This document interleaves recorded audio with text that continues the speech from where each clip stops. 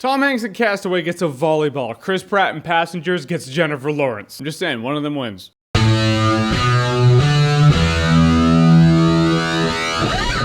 Passengers. So Passengers takes place on board a ship called the Avalon that's going through deep space to another world. They're going to colonize this other planet. The entire crew is in cryo sleep for about 120 years. After 30 of those 120 years, 90 years too soon, Chris Pratt's character gets woken up from cryo sleep for reasons unknown. Then sometime after that, Jennifer Lawrence's character gets woken up, and then later on down the movie, the ship starts malfunctioning, and then, you know, thriller stuff. Which is funny, it really breaks this movie up into 3 sections. The first section, Chris Pratt gets woken up, and it really is one dude in isolation hanging out. Is Castaway in space. He has no interaction except Michael Sheen, who's this android bartender. I thought he was great, but it was cool seeing this dude. At first he's all confused and he tries to find solutions to his problem. Then he just kind of hangs out and eats all the fine food and starts living it up on the ship because he's like, there are no rules. What's anyone gonna do? Then Jennifer Lawrence's character comes into the scene. Then it becomes a romance that's not quite as interesting as the segment where Chris Pratt was just isolated and alone. Which really made me wonder whether or not Jennifer Lawrence's character was necessary to begin with. I mean, what's wrong with a space movie about isolation? That's interesting enough. But box office. However, admittedly, there is a neat moral dilemma that Chris Pratt does face in this movie that has to do with that element, and I thought that was actually really cool. And then, you know, the thriller stuff, which goes down exactly how you think it's gonna go down. It really does. But what I liked is Chris Pratt really carries a lot of this movie. He really does. His character is a more interesting character than Jennifer Lawrence's character. He has more layers than she has. Not that she's bad, she's Jennifer Lawrence. She'll love it or hate it depending on how you feel about that statement, but it is what it is. But what we have here is a Frankenstitching of 3 genres among the sci-fi genre. It's sci-fi drama, sci-fi romance, sci-fi thriller. It's nothing you haven't seen before. A lot of things in this movie is nothing you haven't seen before. The movie's slow. What do you want? It's just kind of slow. This movie is like cornflakes. It's the cornflakes of cereal. It's like, is it bad?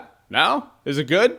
Well, it's cornflakes. It's not sweet. It doesn't have any real distinguishing flavor to it. A couple people hanging out. Even when they try to throw drama in there, it's not as interesting as they want it to be for you. I guess that's a big gripe about the movie is there are opportunities. There are moments where you're like, you could have done something interesting with that. You could have done something really interesting with that. Do they? Not really. And that you just look at what could have been in the movie that is Passengers. Look, this is a simple review for a simple movie. In the end, Passengers was okay. I really liked a couple of elements in here that I can't really talk about because it's kind of spoilerish. And really the backbone of this movie is the romance column, and it's one of the weaker parts of this film. Some of you out there will enjoy Passengers, some won't. I can't quite get it to, yeah, you should watch Passengers. It was on the fringe, but right now, as I stand, I will say Passengers would have been a better time if I were drunk. Yeah, now it's a party. Along with Jennifer Lawrence, are you kidding me?